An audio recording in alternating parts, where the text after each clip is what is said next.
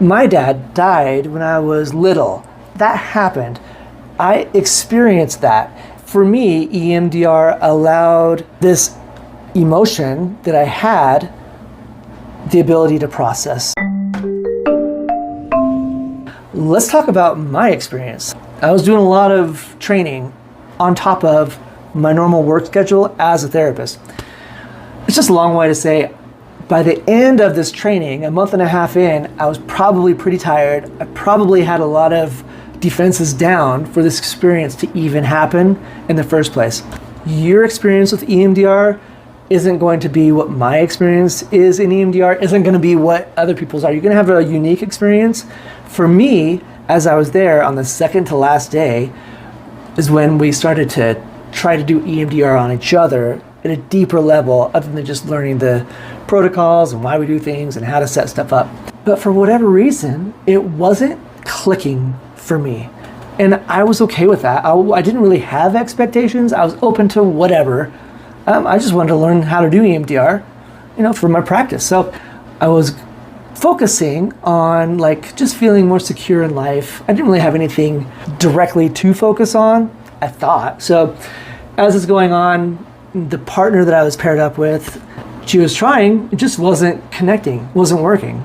So, and I even said, hey, listen, I'm not trying to be therapy resistant here. It's just not working for me. I guess I'm just, and then she's like, well, wait a second. Let's just see if the teacher can do it better than me. Because she's like, maybe I'm just doing it wrong. So the teacher comes in, the consultant, and her name was Lori. I remember her. She came in from California to do this whole class. So she comes in and she starts just asking me getting to know you questions, surfacey level. Who is this guy? Hey, what's your family like? I'm married over 10 years at that point, and I've had 2 kids. I have a boy and a girl. She's like, okay. And she asked me more questions. What was your home like growing up? And offhandedly, just casually, no energy behind it at all, I said something like, well, my bio dad died when I was 2, but I don't remember him. I only have a couple of pictures of him anyway. And I think I literally said, and then there's nothing to work on there. And she's like, oh, okay. So she continues the EMDR process with me. And at some point, she asked this question, which is a sneaky question that therapists, I use it now. It's a sneaky backdoor question to help people connect with emotions through their kids. I know it's messed up. Her question was, first of all, she set it up like, oh, so you have a 2-year-old, huh? Yeah, that's my son, he's 2 years old. And then she said, what would it be like for him if you died? Right? So she laid out the exact scenario that I had experienced already as a kid, toddler, baby, basically. And for whatever reason, the way she said it, it slipped in and it just connected in a very powerful manner. This started around 11:30 a.m. and I don't remember much. I just know that I did the ugly cry for a long time, went through a whole box of tissues, and by the end of it, the whole class, there was like 20 of us there, had all gone to lunch and come back. That's when I was wrapping it up. Luckily, Lori stayed with me and helped me process through it. I changed immediately from that moment. My dad died when I was little. That happened.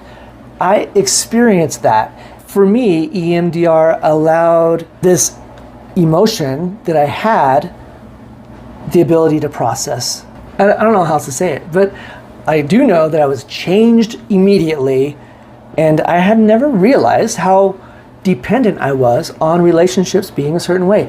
I was very, in psychology they call this anxious attachment. I was very anxiously attached to the point where in all my relationships, I was Johnny on the spot. What can I do to help? How can I fix this? What can I do to make you happy?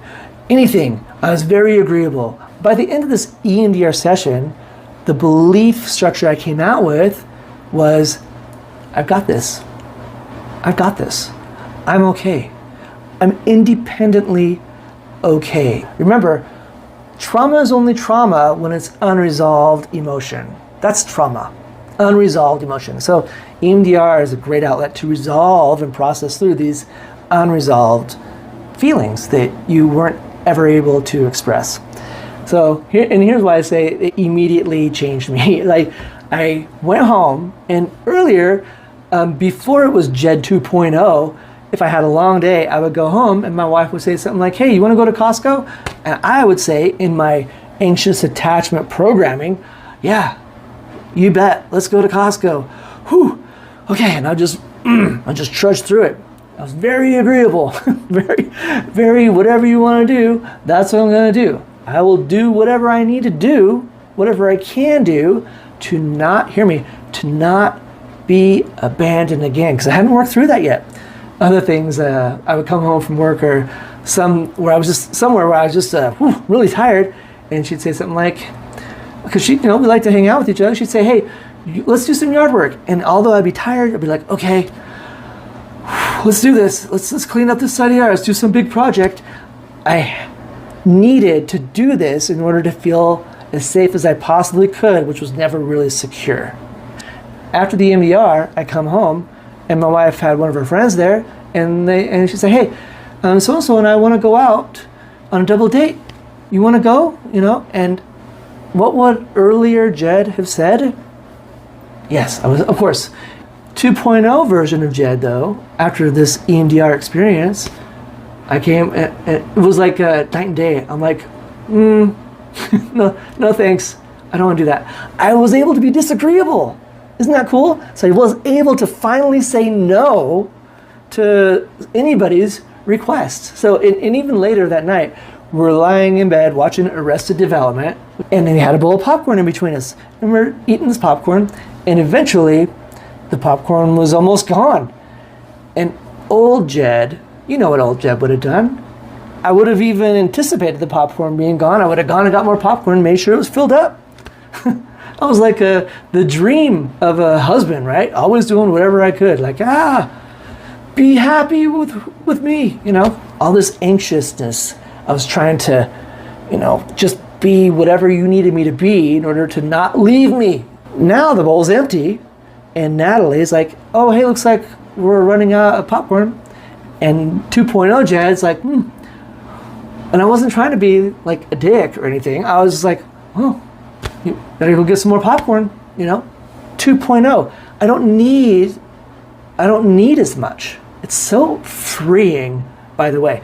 And not only was it an immediate change in that relationship, but also with my work environment. The story on this one is the boss comes and says, hey, Jed, you didn't e-sign your document, for your treatment plan. Old Jed would have been like, oh my gosh, I'm so sorry. What do I need to do? I would have groveled a little bit, again, reacting from that earlier programming of, don't reject me. I just don't want to disappoint you. 2.0 Jed, it's so much easier being me now, by the way. 2.0 Jed, I didn't? Oh, wild. I'll do that right now. I'm not disagreeable. I just don't need to be so grovelly and, I'm sorry. I don't have to do that anymore. And it's just nice. Really, it affects every aspect.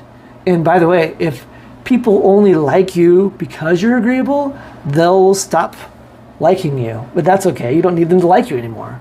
And why would you want them to like you if they only like you because you're a doormat on some level? Like, hoorah, glad to know, and off you go. So that's how EMDR changed my life for the better. It's just so much more peaceful, not needing something to be a certain way to be okay. It's kind of like a rhyme.